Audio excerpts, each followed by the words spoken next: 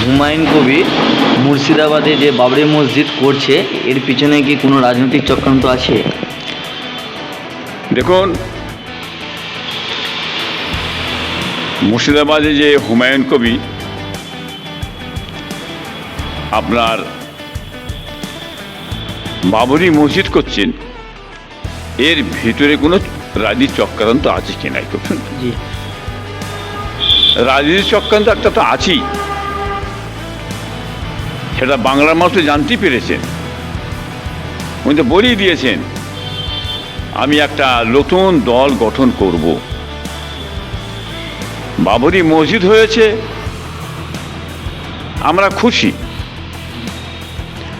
কোনো অসুবিধে নেই। সে করতে পারে, একটা নেই, 5টা করতে পারে বাবরি মসজিদ, 5টা মন্দিরও হতে পারে, এতে কোনো অসুবিধে নেই।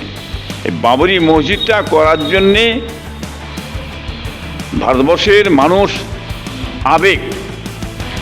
আবেগে মানুষ সেটা ছুটছে, যাচ্ছে, হ্যাঁ, খুশিতে যাচ্ছে। এটা একটা আবেগের ব্যাপার। আর এইটাকে নিয়ে যদি, মসজিদটাকে নিয়ে যদি আমি একটা রাজনীতি চক্রান্ত চালাই, তাহলে এটা ভয়ঙ্কর জিনিস, এটা ঠিক নয়।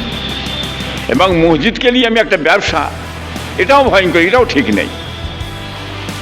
কিন্তু মুসলিম ভোটটাকে আমি টানব, টেনে নিয়ে যে মুসলিম ভোটটা টানতে চাইছে, যেমন তৃণমূল থেকে যে ভোটটা বেরিয়ে চলে যাচ্ছে, বুঝলেন, আজকে সেই ভোটটাকে আটকাবার জন্যে রাজ্য সরকারের একটা কৌশল, এটা অনেক মানুষ বলছেন, শুনতে পাচ্ছেন মানুষ। কিন্তু সেই ভোটটাকে নিয়ে যদি উনি পুনরায় তৃণমূলের সঙ্গে যদি উনি মিশে যায়, তাহলে এই মানুষকে সঙ্গে, এদের সঙ্গে গাদ্দারি করা হবে। এই মানুষকে উগুনকে নিয়ে যে RSS মমতা ব্যানার্জি, তার কাছে ঢুকিয়ে দেওয়া হবে। এই মানুষগুলোকে মানুষ RSS বলবে, এটা সঠিক হবে না। উনি ওনার জায়গায় প্ল্যাটফর্মে রাজনীতি করতে পারে, রাজনীতি করার অধিকার আছে, যে কোনো মানুষ করতে পারেন, কোনো অসুবিধে নেই, করতে পারেন। কিন্তু এই চক্রান্তটা যাতে না হয়, বাংলার মানুষ অনেকে বলছেন, কারণটা হচ্ছে কি, উনি নিজেই বলেছেন, আমি 2টো সিট জিতার পরে এই রাজ্য সরকার আমাকে জামাই আদর করে নিয়ে যাবে।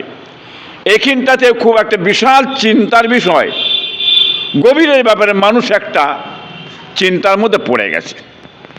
লোকজন যাচ্ছে বলে এই সমস্ত লোকগুলো হুমায়ুন কবির হয়ে ভোট দিয়ে দেবে, কি বুঝলেন?